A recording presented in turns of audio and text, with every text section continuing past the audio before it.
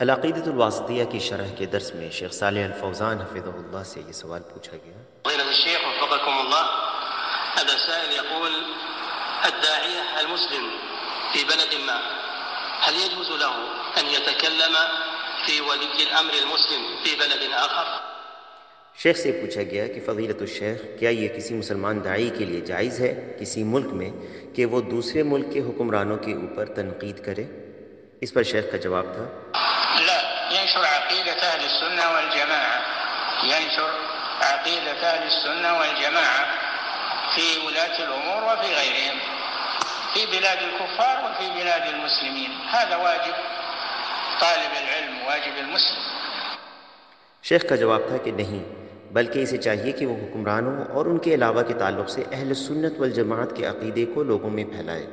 چاہے وہ کافر ملک میں ہو یا مسلمان ملک میں ہو۔ یہ واجب ہے طالب علم کے اوپر اور کسی مسلمان پر۔ شیخ عبید بن عبداللہ الجابری رحمہ اللہ سے یہ سوال پوچھا گیا۔ يقول السائل: بعض الشباب يتكلمون في الحكام الذين ليسوا حكامهم من دول أخرى، وإذا نصحتهم قالوا هؤلاء ليسوا حكاما علينا، فكيف نرد عليهم؟ شیخ سے پوچھا گیا کہ بعض نوجوان حکمرانوں کے تعلق سے باتیں کرتے ہیں، یعنی ان پر تنقیدیں کرتے ہیں جو ان کے حکمران نہیں ہیں بلکہ وہ دوسرے ملکوں کے حکمران ہیں، اور جب ہم انہیں نصیحت کرتے ہیں تو وہ کہتے ہیں کہ یہ ہمارے حکمران نہیں ہیں، تو ہم ان کا رد کیسے کریں؟ اس پر شیخ کا جواب تھا: أنا سمعتها قبل أشهر منسوبة إلى أخ لنا في نجد، وأنا في الحقيقة لم أتتبعها، وسواء صحت عنها أو لم تصح هذا خطأ في هذا العصر، لأنه ما من بلد إلا وفيه من الهمج الرعاع الذين تأخذهم الحمية، ولهذا لا أرى جوازها لما يترتب عليها من مفاسد. فإذا مثلا سببنا أو عيرنا حاكما في غير بلدنا فلا يتورع سفيه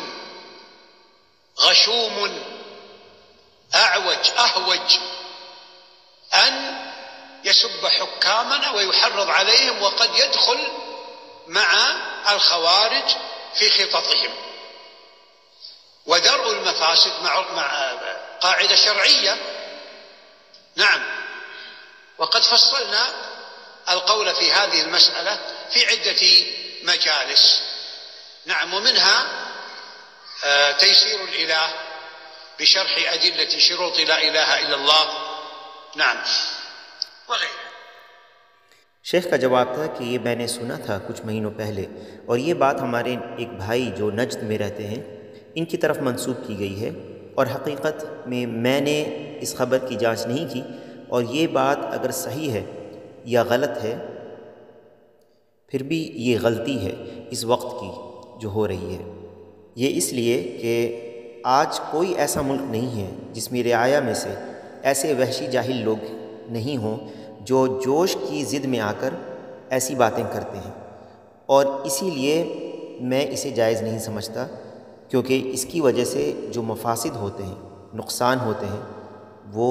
زیادہ ہیں۔ مثال کے طور پر اگر ہم کسی حاکم کو عار دلاتے ہیں جو ہمارے ملک کے حکمران نہیں ہیں،